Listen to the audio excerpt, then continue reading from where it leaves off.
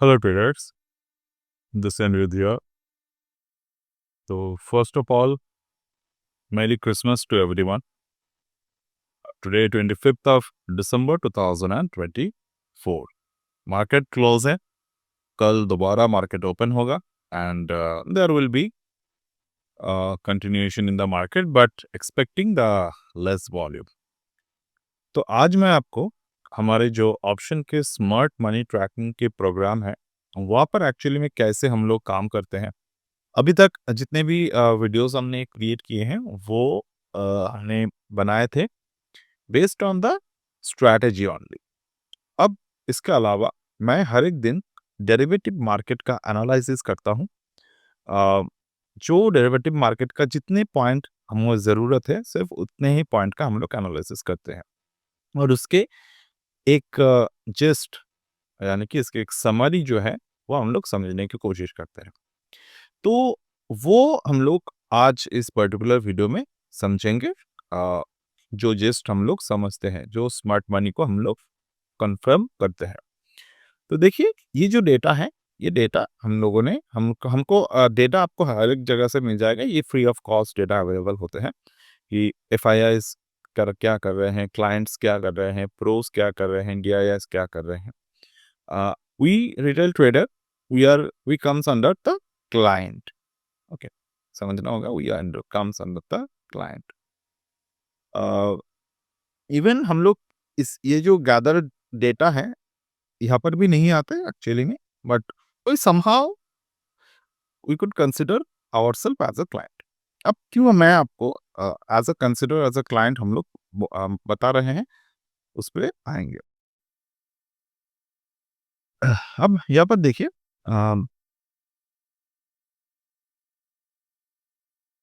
जो एफआईआईस है, एफआईआईस जो है, their overall position is in bearish with a net total of -518906. तो डेटा को अगर आप देखते हो तो this is the FIIs data. Okay, तो टोटल नेट जो एफआईआईस के डेटा है वो नेगेटिव में है, जो क्लाइंट डेटा है वो पॉजिटिव में है, यानी कि वी. क्योंकि एक बात हमेशा आपको याद रखने होंगे, एफआईआईस हो जाए, डीआईएस हो जाए, जो प्रोडेक्स प्रोप्राइटरी डेस्क हो गए वो हो जाए, रिटेल ट्रेडर्स के साथ उनके को रिलेशंस जो हैं वो चलते रहते हैं. वो कैसे आपको समझ में आएंगे? अगर आप ये वाले चार्ट को हमेशा ऑब्जर्व करेंगे, ये सारे के सारे चीजें फ्री में मिलते हैं, बट कैसे इसको समझना है वो थोड़े से मुश्किल है. आप अगर ये देखेंगे, ये जो क्लाइंट्स है और जो एफआईआईज है, ये सारे के सारे ये ऑपोजिट साइड डायरेक्शन पे चलते हैं, क्योंकि this is the rule of nature is there, the psychology is there. हम हम एक ऐसे ट्रेडर हैं, जैसे कि मैं अगर मुझे खुद को 10 साल पीछे ले जाओ, या फिर आप में से जो लोग अभी भी देखिए, हम लोग हमेशा एफआईआईस को ट्रैक नहीं कर सकते, to be very frank. But track नहीं भी कर पाए फिर भी हम लोग एक 10-20% के हिसाब से अगर हम लोग देखें तो उतना तो हम लोग एफआईआईएस को फॉलो कर ही सकते हैं. और एक बात, ये चार्ट देखकर अगर आपको लगेगा कि आप इस चार्ट के हिसाब से बाय और सेल कर लेंगे, तो ये भी बहुत ही डिफिकल्ट काम है, क्योंकि ये भी उतना आसान नहीं है जितना लगता है. और अगर ये कोई सीक्रेट होता तो डेफिनेटली आपको खुद से समझना होगा, ये फ्री ऑफ कॉस्ट अवेलेबल नहीं रहता. ओके, तो बहुत सारी चीज़ें जो हैं वो आपको समझना होगा, इसके पीछे की साइकोलॉजी समझना होगा. अब साइकोलॉजी कैसे समझेंगे हम लोग? अब यहाँ पर देखिए, टोटल नेट इज नेगेटिव, ठीक है. अब however the increase long position on the day, reducing the intensity of their bearish outlook. मतलब क्या है? अब ये डेटा को अगर आप देखते हो तो ये जो लॉन्ग पोजीशंस है अपने नेट कॉल्स, ये उन्होंने बढ़ाए, इंक्रीज किया है एफआईआईस ने. अब नॉट लॉन्ग पोजीशंस अगर इंक्रीज किए हैं, उसका मतलब क्या है कि ओवरऑल नेट वो लोग शॉर्ट है मार्केट में. बट अगर लॉन्ग पोजीशंस को, नेट कॉल्स को वो लोग इंक्रीज कर रहे हैं, इसका मतलब क्या है? वो अगर ये सोच रहे हैं कि मार्केट एक धड़ाम से गिरेगा नीचे की तरफ, तो वो नहीं गिरेगा, क्योंकि दे रिड्यूस द पोजीशन. तो वो इस तरीके से जगह थोड़े से धीरे-धीरे करके गिरेगा, या फिर शायद थोड़े से गिरकर उसी जगह पर कंसोलिडेट कर जाए, ठीक है? तो ये पैटर्न बन सकते हैं। सेकंड थिंग हम लोग क्या देखेंगे यहाँ पर कि FIIs also have a net bullish position in call, जिसके बारे में हमने बात की अभी, suggesting they are hedging against the potential downside. Sorry, they are hedging against the potential upside. तो यानी कि जो नेट बुलिश पोजीशन बन रहा है ट्रेडिंग में, तो वो एक लैक्ड या फिर ट्रैप्ड बुलिश पोजीशन है, यानी कि जो बुल साइड में है, जो बुल साइड में पोजीशंस हैं यहाँ पे, वो एक ट्रैप्ड पोजीशन है, मतलब कि इससे ज्यादा नहीं, इतना ही जाएगा, इससे ज्यादा नहीं जाएगा। समझ रहे हैं? अब धीरे धीरे करके हम लोग आगे जाते हैं, तो डेफिनेटली यहाँ पर if I see the domestic institution investor यानी कि डीआईआईस। अब डीआईआईस के पोजीशंस क्या है? डीआईआईस भी बेयरिश है मार्केट में with the net short of -204,082।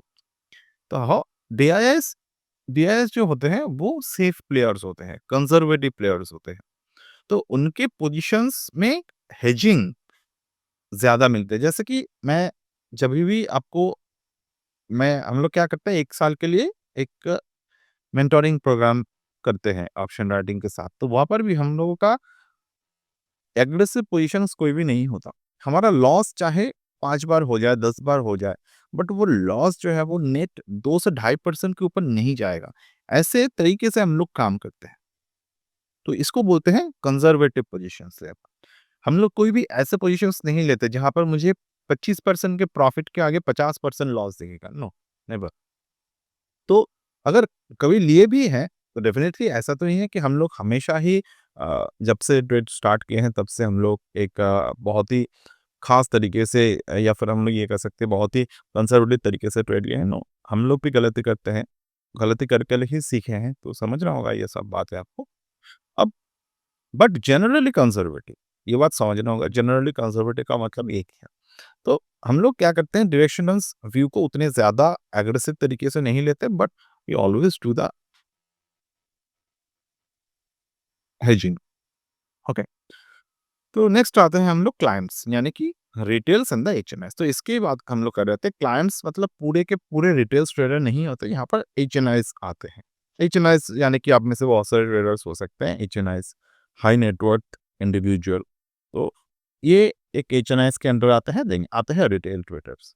Retail traders in the sense जो ज़रदा हो गए, अपस्टॉक्स हो गए, तो उनके जो मेजॉरिटी ऑफ द क्लाइंट्स हैं, यानी कि the retail players with the capital of 1 lakh, 2 lakh, 5 lakh, 10 lakh.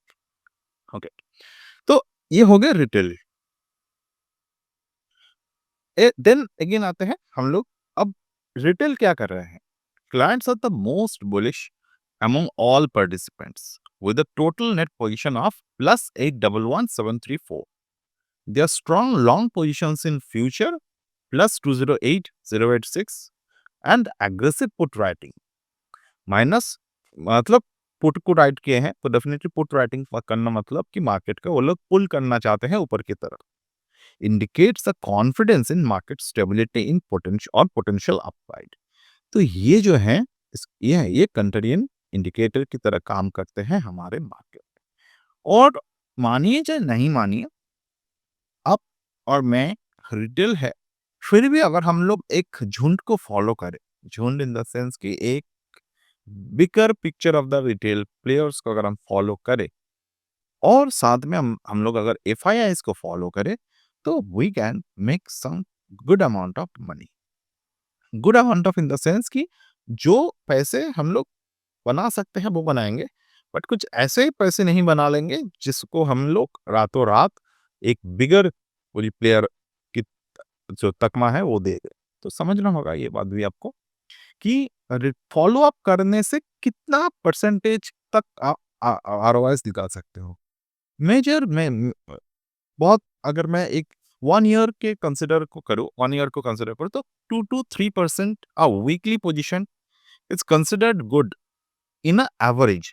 In average मतलब कि हो सकता है कोई वीक आपको 7 से 8% आरओआई मिल जाए, कोई वीक आपको 2 से 2.5% लॉस हो जाए, कोई वीक आपको 5 से 6% आरओआई मिले, कोई वीक आपको -1% से 0.5% का लॉस हो जाए, कोई कोई वीक आपको 15, 16, 20% तक आरओआई मिल जाए।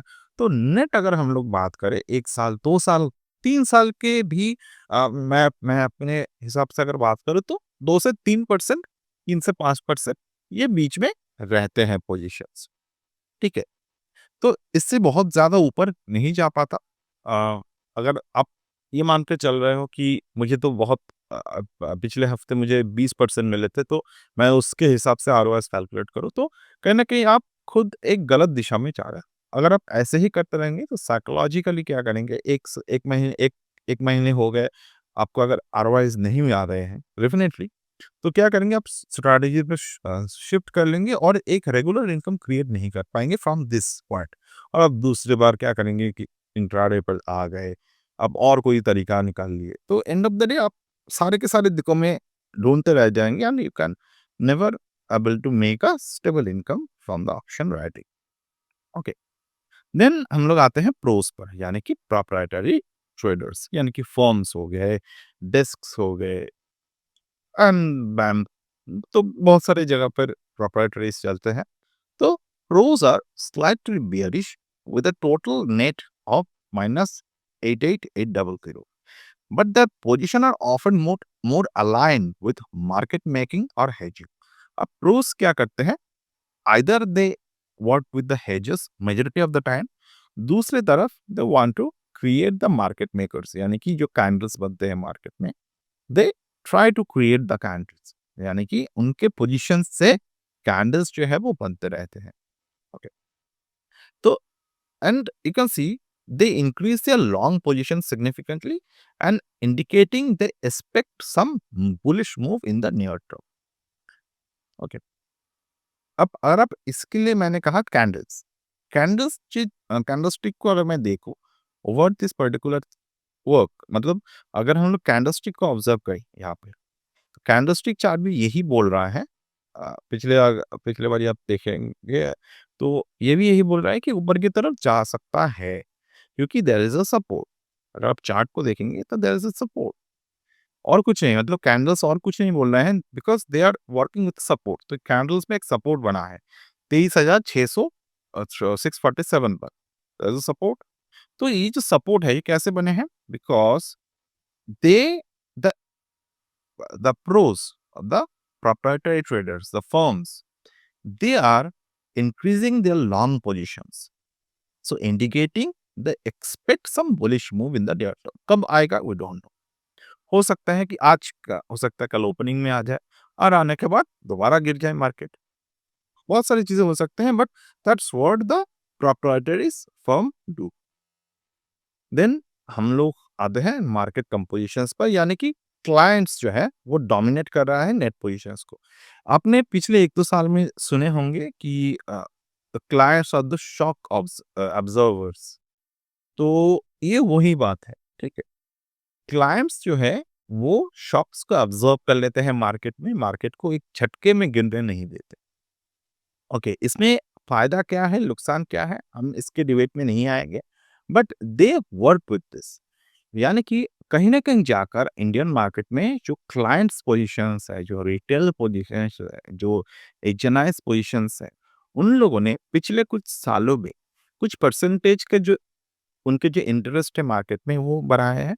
इसकी वजह से मार्केट क्या कर रहे हैं, मार्केट अभी एक द 2008 की पहले की अगर आप बात देख लेंगे, 2008, 2002 उस वक़्त के, तो उस वक़्त एफआईआईज़ कुछ करते थे मार्केट में, volatility was the huge, but volatility को कैसे कम किया जाए? तो सब चीज़ें अगर सरकार करते रहेंगे, यानी कि सर्किट लगा देना, वो लगा देना, ये लगा देना, but until unless there is a real solution is there, तो सर्किट्स वगैरह में कुछ काम उतना होता नहीं है, क्योंकि सर्किट्स आपने देखे होंगे कि सर्किट्स ब्रेक कर देते हैं बहुत दिनों में। एक ही दिनों में 4 बार सर्किट्स, 2 बार सर्किट्स, कभी-कभार 1 महीने कंप्लीट सर्किट्स पे चलते हैं।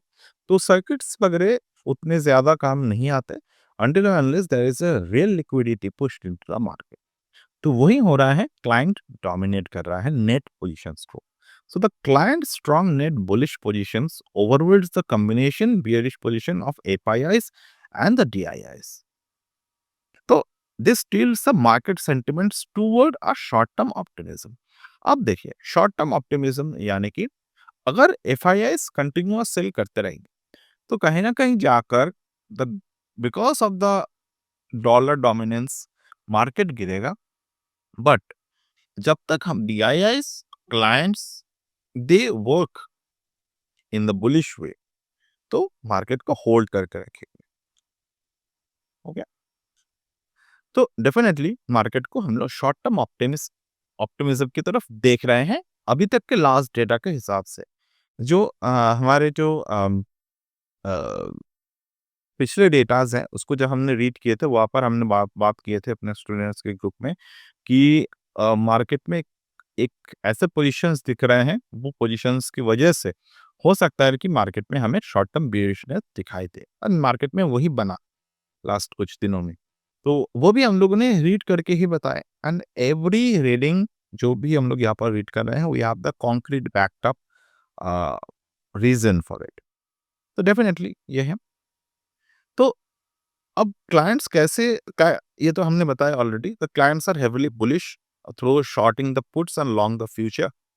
FIIs, despite their bearish future stance, hold bullish call positions, मतलब उन्होंने बाय किए हैं, indicating they are hedging against the potential upside। अब एक आध बात मैं रिपीट कर दूं, आप में से हो सकता है कि कुछ ट्रेडर्स के मन में ये आ जाए कि how the bullish call positions hedging against the potential upside, क्योंकि बुलिश कॉल है तो डेफिनेटली वो लोग बाई साइड के लिए ही लिए हैं, नहीं, वो लोग शॉर्ट है मार्केट में, बट वो लोग भी देख रहे हैं कहीं ना कहीं जाकर मार्केट उछल सकते हैं, तो उन्होंने कॉल बाई कर लिए है। क्या है कि अगर मार्केट 1-2% ऊपर की तरफ जाते हैं, तो जो कॉल उन्होंने बाई किए हैं वो लोग बेच देंगे, ताकि उनके जो पोटेंशियल है, मतलब उनके जो शॉर्ट पोजीशन है, उनके लॉसेस कम हो वहां पे, but they are still in the bearish position. तो वो जो उछलेगा मार्केट, मान लो आपने 2 लाख का सेल किए हैं यहाँ पे, अब 2 लाख सेल किए हैं, अब अगर ऊपर की तरफ जाते हैं तो वो 2 लाख का पोजीशंस रह गए आपके 1.5 लाख। अब आपने क्या किए हैं, आपको पता है कि ऊपर की तरफ उछल सकता है, बट आपने पोजीशन लिए हैं ऑलरेडी, तो क्या करेंगे आप, और बाय कर लेंगे थोड़े से, क्योंकि अगर वो 1 लाख का कॉल आपने बाय कर लिए तो वो 50,000 1,50,000 चला गया, तो जो नेट 50,000 वहां पर लॉस था, वो 1,50,000 मतलब कॉल्स जो है वो आउट ऑफ द मनी अगर लिए हैं आपने, तो वो ज़्यादा मूव करेगा। तो वो 50,000 जो यहाँ पर नेट लॉस दिख रहा था, वो प्रॉफ़िट में दिख जाएगा। बट हमारे वो बात नहीं है। हमने क्या करना है वहाँ पर, वो प्रॉफ़िट जो है वो इंस्टेंट बुक कर लेने हैं। जब भी आपको लगे कि रेजिस्टेंस तक पहुँच चुके हैं। ओके? तो दिस इज़ व्हाट, एंड आप चाहे तो इसको रीड कर सकते हैं। मैंने बहुत एक डिटेल में रिपोर्ट क्रिएट किए हैं यहाँ पे। तो डेफिनेटली आप अगर यहाँ पर फाइनली देख ले कि the increase in long exposure by the FIs and pros hint a near term optimism rather than climbs. हम लोग यहाँ पर ये देख रहे हैं कि FIs ने हेज किए हैं बाइंग करके, वो लोग ऐसे ही हेज नहीं कर लेते हैं, ठीक है। Pros increased in long position showing their anticipated short term bullishness despite their overall neutral to bearish stand. तो ये बात समझना होगा, अभी भी मूवमेंट जो है वो बियरिश में है, बट शॉर्ट टर्म्स के सेंटिमेंट्स बदल रहे हैं, और शॉर्ट टर्म्स के सेंटिमेंट इन द सेंस कि the date can bounce. Okay, तो definitely however the cautious stance of FIS and DIS suggests that any bullishness may be short-lived or volatile. As a result, the sentiment is only slightly bullish, not strongly bearish. Levels की अगर आप बात करें, so these are the levels. कल की expiry है हमारी, तो एक्सपायरी की अगर हम लोग देखें तो पुट साइड पे जो सपोर्ट्स है, दीज आर द सपोर्ट्स। 23,500 पे सपोर्ट है। नियर टर्म पे अगर हम लोग देखें तो 23,800 में सपोर्ट है। रेजिस्टेंसेस को अगर हम लोग देखें तो 24,000 तक रेजिस्टेंस है, यानी कि 200-250 पॉइंट के हमारे पास गैप है मार्केट में यहाँ पर। So that's the thing I just need to share it with you. और अगर आप चाहें कि आप स्मार्ट मनी ट्रैकिंग कोर्स को ज्वाइन करें, you can always join the programme. और वहाँ पर हम लोग 1 साल के लिए मेंटोरिंगशिप प्रोवाइड करते हैं आपको, और वो मेंटरशिप प्रोग्राम के अंदर जो है वो डेटास के एनालिसिस आपको हर एक दिन मिलते हैं। अ, वहाँ पर आपको वीकली और मंथली स्ट्रैटेजीज मिलते हैं जो आप ऑब्जर्व कर सकते हो, या फिर आप अपने अकाउंट पे उसको ट्राई कर सकते हो। तो उसी तरीके से हम लोग आपको ये भी सिखाएंगे बिना फायर फाइटिंग के कैसे ट्रेड्स किया जाता है। मतलब एक बार आपने ट्रेड लिया, उसे को कंटिन्यू करेंगे, तो प्रॉफिट में लॉस में देखेंगे, क्योंकि लॉस इन द सेंस बहुत ही कम लॉस के स्ट्रैटेजीज़ वहाँ पर बनते हैं, 1:4, 1:5 के हिसाब से। So those are the things, and that's it for today. And we'll get back in the next one. Bye.